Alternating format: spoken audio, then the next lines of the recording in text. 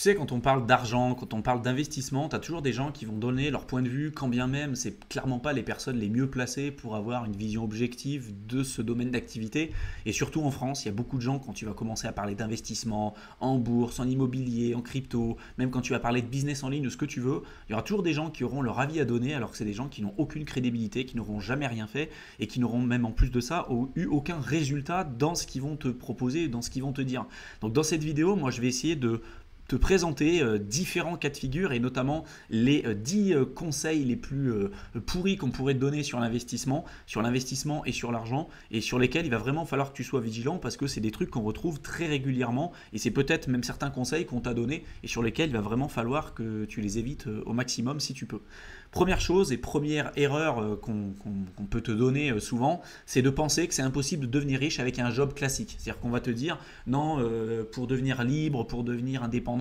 en ayant un job entre guillemets classique, ça sert à rien, tu ne deviendras jamais riche en faisant ça. Et moi je pense que c'est faux parce qu'après ça dépend des objectifs que tu t'es fixés. C'est clair que si tu veux devenir centimillionnaire, donc avec un patrimoine supérieur à 100 millions de dollars ou milliardaire, c'est sûr qu'en étant salarié, tu n'arriveras pas à le devenir, clairement. Par contre, si ton objectif c'est d'avoir une réussite qu'on va dire un peu plus classique, c'est-à-dire atteindre le statut d'indépendance, de liberté financière, tu fais attention à tes dépenses, tu utilises les principes liés au minimalisme, au frugalisme et tu essayes d'avoir un revenu, tu vois, par exemple entre 600 000, voire même sur le long terme 1 million, 2 millions, c'est des choses qui sont totalement accessibles à condition de faire les choses correctement et un job classique peut te permettre de le faire correctement en ayant une bonne épargne, une bonne stratégie d'investissement, en investissant sur le long terme avec les bons vecteurs et les bons véhicules d'investissement, tu peux très bien réussir à devenir entre guillemets riche. Mais ça dépend de ce qu'on appelle riche et ça dépend de tes objectifs personnels. Pour certaines personnes, 1 million de patrimoine, c'est de la merde. Tu vois, ils vont te dire c'est nul, c'est pas riche, c'est simple de le faire, tu fais un business en ligne, enfin peu importe, tu vois.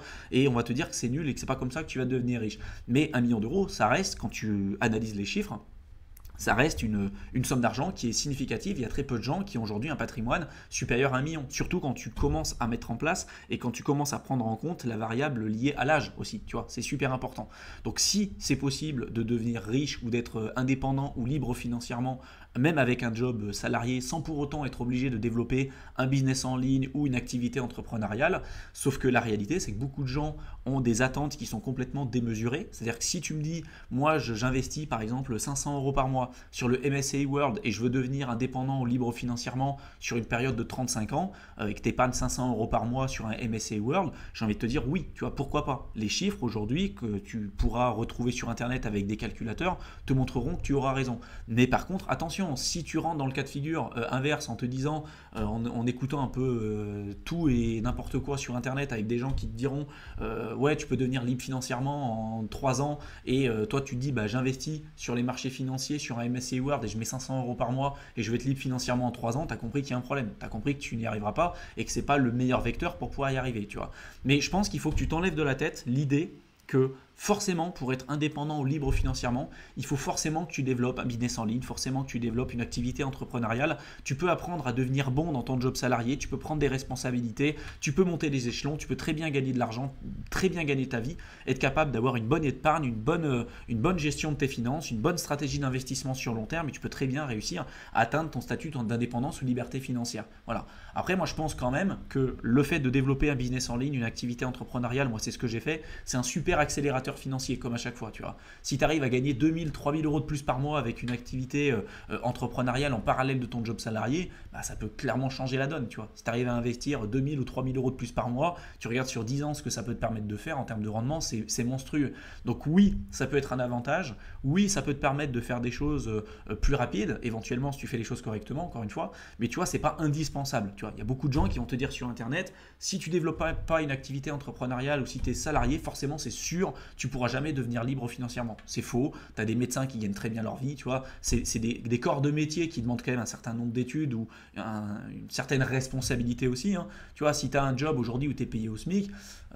ça peut être compliqué. C'est clair que ça va être compliqué. Donc il va falloir que tu apprennes à gagner plus d'argent. Et si c'est pas dans ton job salarié, il va falloir que tu le fasses à côté. Mais si ton job salarié te permet rapidement de monter des échelons, tu as fait des longues études et tout, et rapidement tu peux gagner de l'argent, bah oui, ton job salarié peut te permettre d'avoir une situation confortable où tu peux épargner, tu peux investir et tu peux obtenir des résultats intéressants. Un autre bullshit qu'on va te raconter très souvent, c'est de te dire que l'école ça sert à rien de faire des diplômes. Tout de suite, tu vas te lancer dans le domaine fameux de l'entrepreneuriat, de l'investissement, tu vas devenir millionnaire et tout. Et c'est souvent issu d'une idée qui est présentée sur internet comme quoi, voilà, moi j'ai quitté l'école très très tôt, je me suis lancé dans l'entrepreneuriat, dans l'investissement, aujourd'hui je suis riche et c'est pas l'école qui m'a appris à devenir riche. Et il y a un fond de vérité aussi là-dedans, c'est que je suis le premier à critiquer l'école, tu vois, je suis le premier à te dire que l'école, ça t'apprend pas, ça nous prépare pas aux enjeux du 21e siècle, il y a plein de sujets sur lesquels on devrait travailler, on devrait nous l'enseigner à l'école, comme les finances personnelles, l'entrepreneuriat, l'investissement, remplir une feuille d'impôt, qu'est-ce que c'est que d'être épanoui dans son travail, le développement personnel, il y a plein de choses qu'on nous apprend, et pour autant on reste encore sur un modèle d'il y a plus de 100 ans en arrière. Donc oui, il y a énormément de bullshit, il y a plein de trucs que tu ne vas pas forcément apprendre à l'école. Par contre, je ne vais pas rentrer dans le cas de figure en te disant que tout est pourri et que forcément il ne faut pas que tu fasses des études, il ne faut pas que tu aies de diplôme, surtout si tu veux atteindre le statut d'indépendance ou liberté financière. Je t'invite à regarder quelques études quand même qui démontrent quand même qu'il y a une grosse corrélation quand même entre le niveau de diplôme des personnes et leur niveau de salaire. Donc si toi tu as pour objectif d'atteindre le statut d'indépendance ou de liberté financière, en général ça va être beaucoup plus simple pour toi pour augmenter tes revenus, pour prendre des responsabilités, augmenter ta capacité d'épargne, ta capacité d'investissement, et puis pourquoi pas accélérer ton indépendance et ta liberté financière. Tout en prenant aussi en contrepartie le fait que l'école va pas tout apprendre et qu'il ne faut pas que tu dépendes uniquement d'elle pour avoir des super revenus ou avoir une super retraite. Moi c'était les travers dans lesquels j'étais tombé avant en pensant que voilà, vu que j'aurais, si je fais des longues études, forcément j'aurai une super retraite, et j'aurai une super vie d'une certaine manière. Et puis on se rend compte que c'est absolument pas le cas, et ça ne veut pas dire non plus que tu ne peux pas réussir ou que tu ne peux pas obtenir des revenus super élevés même en ayant fait très peu d'études. Des gens qui sont artisans, même dans ma famille, qui gagnent très très bien leur vie, tu vois, des plombiers, des carreleurs, des plaquistes, des mecs qui sont très très bons dans ce qu'ils font, ils n'ont pas fait des études longues, pour autant ils ont autant de clients que Dieu pourrait en bénir si tu veux, et aujourd'hui ils ne savent plus où donner de la tête parce qu'en fait il y a tellement de demandes pour leur job ils sont obligés presque de faire que ça, si tu veux, tu vois. Donc c'est des gens qui gagnent très très bien leur vie, mais il n'y a pas forcément une obligation de faire des études longues pour gagner de l'argent, mais il y a quand même une corrélation importante, et souvent on se rend compte que ceux qui ont fait des études longues, c'est souvent aussi des personnes qui vont avoir des postes, on va dire, un peu moins usants, tu vois, physiquement. Tu peux être dans un bureau, c'est quand même plus plaisant peut-être d'être dans un bureau que d'être dans le travail manuel, tu vois, d'être dans le froid dehors ou quand il fait hyper chaud. Voilà, donc il y a quand même quand tu as un haut diplôme, généralement c'est quand même synonyme de haut revenu, ou également aussi d'une capacité que tu pourrais avoir à augmenter beaucoup plus facilement tes niveaux de revenus. Et tu remarqueras que la plupart des personnes qui vont te dire sur internet que les diplômes c'est de la merde, faut pas en faire, c'est souvent des gens en fait qui sont en échec scolaire très tôt, qui n'ont pas fait des études, qui vont te dire voilà c'est pourri, faut pas aller faire les études parce qu'eux ils ont quitté les études très très tôt, et ils vont te dire si moi j'ai réussi à le faire, toi aussi tu peux le faire. Et en fait ça c'est aussi un biais du survivant, de dire aux autres ne fais pas d'études, lance-toi dans l'entrepreneuriat, lance-toi dans l'investissement, tout de suite tu vas réussir, va au Dubaï et c'est bon. Et il y en a pour qui ça peut réussir, tu vois, mais moi j'ai toujours été partisan de l'aspect un peu sécurité, tu vois, de me dire si jamais ça marche pas ce que je fais, l'entrepreneuriat, l'investissement, je peux revenir, tu vois, je peux rebondir et je peux rapidement retrouver quelque chose. Un diplôme d'ingénieur comme ce que j'ai aujourd'hui, je l'ai pas eu comme ça du jour au lendemain, tu vois, j'ai fait des écoles préparatoires, j'ai galéré, j'ai jamais été bon à l'école, et je te le répète, je suis le premier à critiquer ce qu'il y a à l'école. Je pense que le système scolaire aujourd'hui est clairement pas adapté à ce qu'on veut faire, ça prépare pas les jeunes et les nouvelles générations aux enjeux d'aujourd'hui, l'intelligence artificielle, les crypto-monnaies, l'investissement, les finances personnelles, enfin bref, il y a tellement de choses aujourd'hui qu'il faudrait revoir pour le système scolaire. Par contre, je pense que ça peut être un accélérateur, et si aujourd'hui tu es capable de trouver un corps de métier avec ou sans diplôme, peu importe ce que j'ai envie de te dire, mais de trouver un corps de métier sur lequel tu pourras avoir une plus-value importante et démarrer rapidement avec un salaire que tu pourras augmenter, tout l'argent que tu pourras générer rapidement avec ton activité salariale au départ, avec ton diplôme ou sans ton diplôme,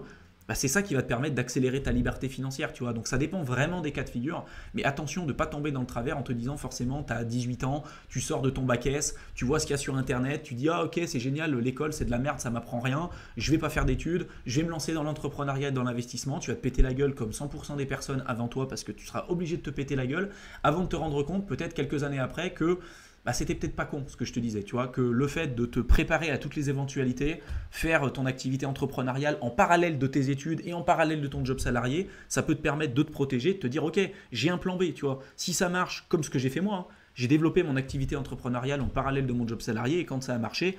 j'ai quitté mon job salarié, je me suis lancé 100% là-dedans, tu vois. Mais c'est comme ça, je pense qu'il faut que tu vois les choses. Il y en a pour qui ça va être trop dur de faire les deux, mais vraiment fais attention, réfléchis bien à la manière dont tu fais les choses, euh, parce qu'il y en a tellement qui se sont cassés les dents derrière en se disant l'entrepreneuriat c'est tout beau, tout rose, l'investissement c'est tout beau, tout rose. Il y a ce qu'on veut bien te montrer sur Internet et puis il y a la réalité du marché. Et moi je peux dire, ça fait des années que je suis à l'intérieur, donc je sais clairement comment ça se passe. Autre bullshit aussi que tu peux retrouver sur Internet, c'est des gens qui vont te dire qu'il faut profiter maintenant, car on vit qu'une fois. Alors oui, je comprends, on n'a qu'une vie, il faut profiter, mais c'est ces mêmes personnes-là après que tu vas retrouver sur les ronds-points avec les gilets jaunes ou dans des manifestations quand on va baisser leur allocation, parce qu'on voit qu'aujourd'hui il y a de plus en plus de difficultés et on voit que les allocations deviennent de plus en plus faibles. C'est les mêmes personnes après qui vont te dire ah mais quand même, faut venir nous aider, on n'a plus d'argent. Bah ouais, mais en fait, tu vois, moi je fais partie des personnes et du cas de figure de ces personnes-là qui vont se dire en fait j'attends rien de personne, je vais faire en sorte de me protéger au maximum et je vais me préparer ma propre retraite et je préfère mieux me préparer au pire et espérer d'une certaine manière le meilleur. Et tu as des gens, des amis peut-être autour de toi que tu auras pu constater, qui te diront et qui finiront toujours à zéro à la fin du mois, hein. Ils gagnent 1500 euros, ils dépensent 1500 euros, ils gagnent 3000, ils dépensent 3000 et puis dès qu'ils ont un pépin, bah, au final ils n'ont pas d'argent de côté, ils sont obligés de faire un crédit conso pour emprunter quoi que ce soit et dans plusieurs années, quand tu commenceras à obtenir des résultats intéressants, c'est ces mêmes personnes qui te diront bah, tu as eu de la chance, toi tu as irrité, moi j'ai pas eu de la chance, machin, machin, machin. Voilà, donc oui, profiter, avoir un équilibre dans ta vie, pourquoi pas. Par contre, attention, ça ne doit pas être le synonyme non plus de l'inaction et le fait de ne rien faire du tout. Tu peux profiter, tu peux essayer de trouver ton équilibre, mais si tu as des objectifs ambitieux et que tu veux atteindre le statut d'indépendance ou liberté financière, il y aura forcément des sacrifices, il y aura forcément des trucs que tu ne pourras pas faire, tu ne pourras pas sortir en soirée tous les soirs. Si tu veux développer un business en ligne à plus de 10 000 euros par mois, c'est pas en bossant 2 heures par semaine sur ton business en ligne que tu y arriveras. Forcément, il va falloir que tu fasses plus de sacrifices que les autres, il va falloir peut-être que tu te couches plus tard, que tu te lèves plus tôt, que tu apprennes plus que les autres. Voilà, ça fera partie du process, mais ça sera à toi de voir l'équilibre que tu veux trouver, parce qu'il y a des gens qui ont fait des sacrifices comme ça pendant 30 ans et qui sont jamais arrivés à l'objectif qui s'était fixé au départ. Donc aussi, l'objectif, c'est pas de passer non plus à côté de ta vie, c'est super important. Autre bullshit, c'est de rechercher absolument le bonheur, tu vois, de se dire, moi, ce que je recherche, c'est absolument le bonheur. Donc en fait, c'est pour beaucoup de gens, le côté bonheur, ça veut tout et rien dire. Tu vois, c'est de se dire, je veux être heureux, tu vois. Alors, je comprends ce principe-là, mais c'est comme je dis tout le temps, tu vois, il n'y a pas de lumière sans ombre, tu vois. Il n'y a pas de bonheur sans malheur aussi d'une certaine manière. Comment tu sais ce qu'est le bonheur si tu n'as jamais connu le malheur, tu vois. Il y a toujours un équilibre aussi là-dessus. Et je pense que beaucoup de gens aussi se perdent là-dedans en recherchant le bonheur ou le plaisir instantané, tu vois, la gratification instantanée. C'est d'ailleurs pour ça qu'il y a beaucoup de personnes et beaucoup de jeunes qui tombent dans la drogue, qui tombent dans l'alcool à outrance et dans toutes ces choses-là, parce que c'est un peu la recherche, tu vois, du bonheur court terme, tu vois, de se dire, ok, bah moi je vais profiter maintenant parce que je peux mourir demain, ou voilà, je suis en soirée, je vais me faire plaisir, allez, je prends un verre d'alcool, je vais fumer, je vais faire mes trucs, et c'est après coup où tu te rends compte que bah, tous les abus que tu as fait avant, tu vas les payer un petit peu plus tard. Et ce qu'il faut que tu comprennes, c'est que l'homme, il a un syndrome qu'on appelle, un syndrome, ou je ne sais pas comment on peut le décrire, mais c'est ce qu'on appelle l'adaptation hédonique. C'est-à-dire qu'à chaque fois que tu vas faire quelque chose qui va te faire plaisir, qui va te procurer du bonheur, tu vas avoir un rejet de dopamine, d'ocytocine, tu vois, les hormones qui vont te faire plaisir d'une certaine manière. Et donc, si tu achètes une grosse voiture, tu vas avoir de la dopamine qui va te dire « Ah punaise, c'est génial, ça fait plaisir ». Et puis, quelques semaines après, paf, tu vas revenir à un niveau d'équilibre. C'est ce qu'on appelle l'adaptation hédonique. Tu vas revenir à un niveau d'équilibre de bonheur. Et pourquoi ça fait ça? Parce que tout simplement, si on n'avait pas cet équilibre, on ne serait jamais sorti de nos grottes. Tu vois, c'est une adaptation aussi biologique de la part de l'homme depuis les milliers d'années qu'il est sur Terre. Et si on a pu sortir de notre grotte, bah c'est justement grâce à cette adaptation hédonique. C'est de vouloir toujours chercher plus, de pouvoir faire en sorte de pouvoir mieux se protéger, protéger notre famille et créer la civilisation qu'on connaît aujourd'hui. Si quand on était dans notre grotte, au final, on était avec les gens de la tribu, et puis dès que tu tues un sanglier, c'est bon, t'es peinard et t'as un pic de bonheur qui reste toujours en haut, à quel moment tu as envie de sortir de ta grotte et améliorer ta vie? T'as pas envie, tu vois. Pourquoi aujourd'hui on a envie d'aller sur Mars, on fait des trucs de fou, tu vois, on est allé sur la Lune,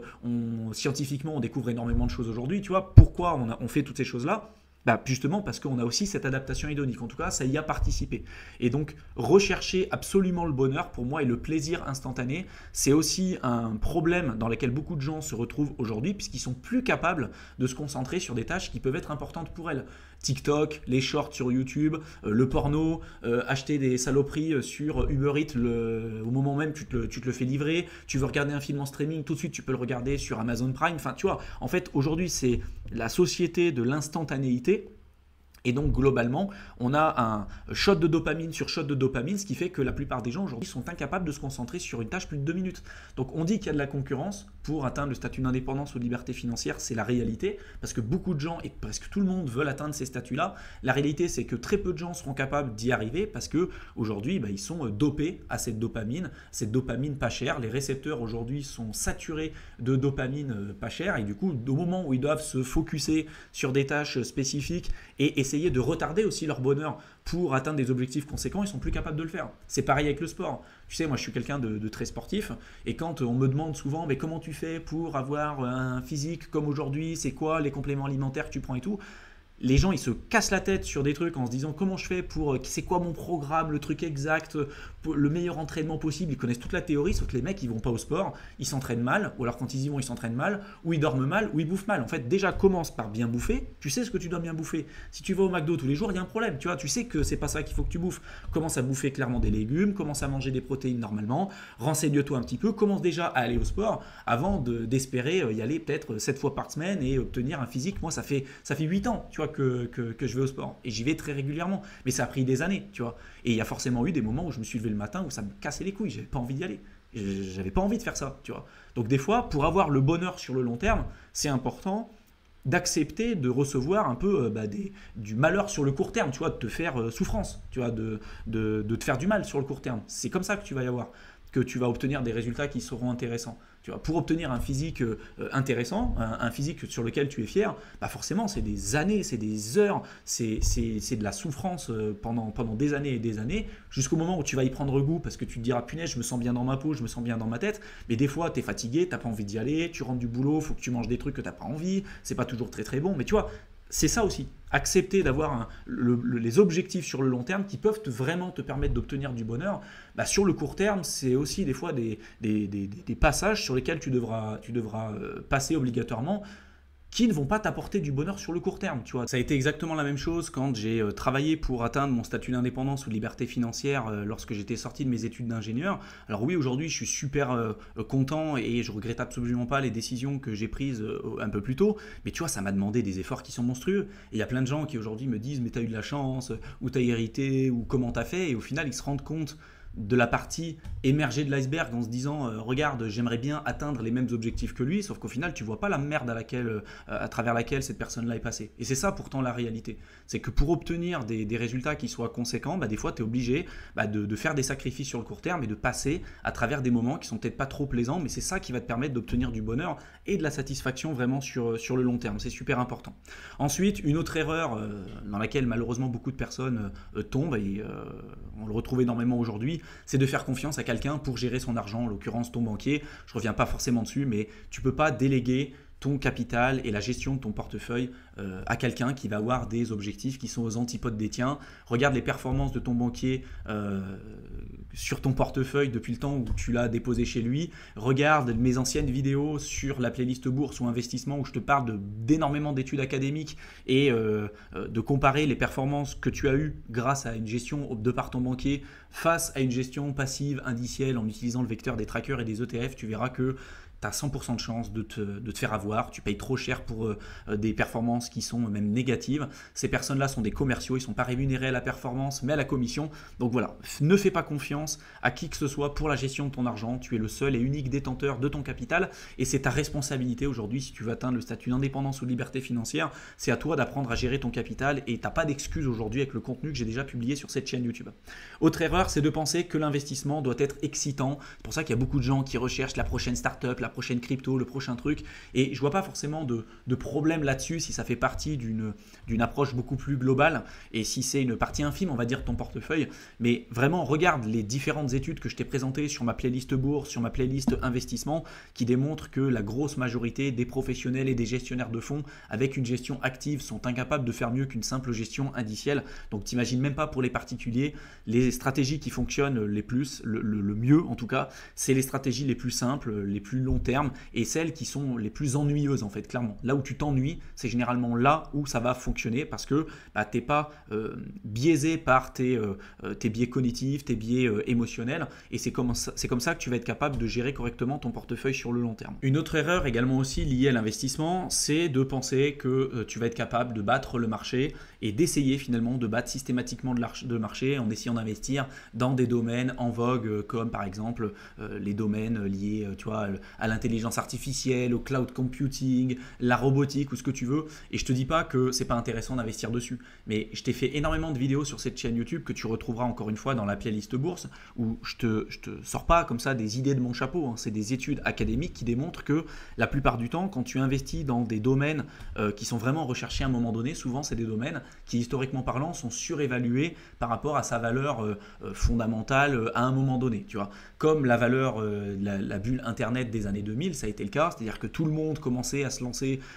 sur les dot-com, tu vois, tout le monde avait un URL, un site web, même le site pet.com qui lui pour le coup avait une valorisation à plusieurs milliards alors qu'ils avaient 0 salarié, ils vendaient rien du tout, c'était juste une coquille vide pour le coup et pourtant c'était valorisé à plusieurs milliards. Bah, en fait on peut retrouver ces phénomènes de bulle également aussi dans des domaines qui sont en vogue en ce moment. Et pourquoi c'est pas intéressant d'investir même dans le cas des ETF et dans une stratégie diversifiée dans des ETF liés par exemple à l'intelligence artificielle, la robotique et tout, parce que tout simplement tu peux, quand on a ce genre d'ETF qui sont mis en circulation, c'est souvent parce que c'est rentable de la part des institutionnels de pouvoir le faire et souvent parce qu'à ce moment-là, il y a beaucoup de demandes. Ils n'ont aucun intérêt à sortir un ETF si personne leur demande ce genre d'ETF, tu vois. Eux, ils sont là pour créer un produit qui va répondre à une demande. Et souvent, quand il y a une demande dans des secteurs en vogue, tu vois, comme l'IA, la blockchain ou ce que tu veux, c'est souvent parce qu'il y a une bulle, un phénomène de bulle à un moment donné et souvent parce que tu vas acheter aussi trop cher ces produits-là à un moment donné.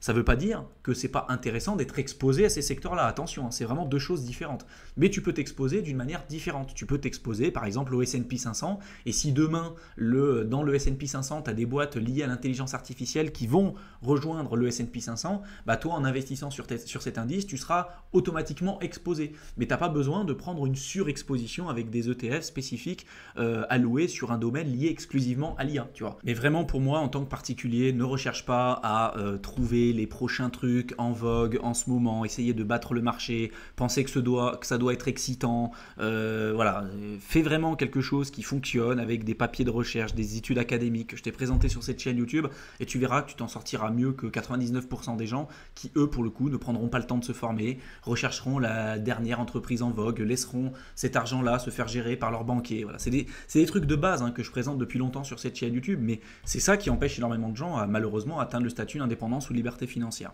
Une autre erreur, c'est de penser que c'est trop tôt ou c'est trop tard pour investir. Je ne vais pas revenir dessus, je t'ai présenté énormément d'études, pareil sur les différentes playlists que je t'ai présentées un petit peu plus tôt, qui démontrent que c'est jamais trop tôt, c'est jamais trop tard pour investir. Tu n'as jamais une seule personne dans le monde qui a dit à un moment donné punaise, je regrette d'avoir investi trop tôt. Ça n'existe pas. Donc moi, je te dis tout le temps, le meilleur moment pour investir, c'était il y a 10 ans. Le deuxième meilleur moment, c'est aujourd'hui. Voilà, tu ne pourras jamais investir plus tôt qu'aujourd'hui de toute façon. Donc, il n'est jamais trop tard pour bien faire. Donc, fais-le, forme-toi, passe à l'action. Et si tu fais les choses correctement, ça ne posera aucun problème. Autre erreur, c'est beaucoup de gens, notamment ceux qui se lancent dans le domaine entrepreneurial, où on va leur dire il faut que tu suives ta passion. Alors, moi, j'ai jamais vu autant de bullshit sur Internet que ça. Je pense que tu peux arriver, en fait, quand tu te lances dans le domaine entrepreneurial, que tu veux lancer un business, il faut que tu répondes à une demande. Tu vois, tu vas avoir des clients. Si tu me dis je suis passionné par les papillons, il y a peu de chances que tu puisses monétiser en fait ce contenu-là. Il faut qu'il y ait des gens derrière qui sortent sa carte bancaire pour acheter ton produit ou ton service, tu vois. Ça peut être des infoproduits, ça peut être des produits physiques, peu importe, tu vois. Mais en fait, globalement, il faut que tu regardes un peu la concurrence qu'il y a autour.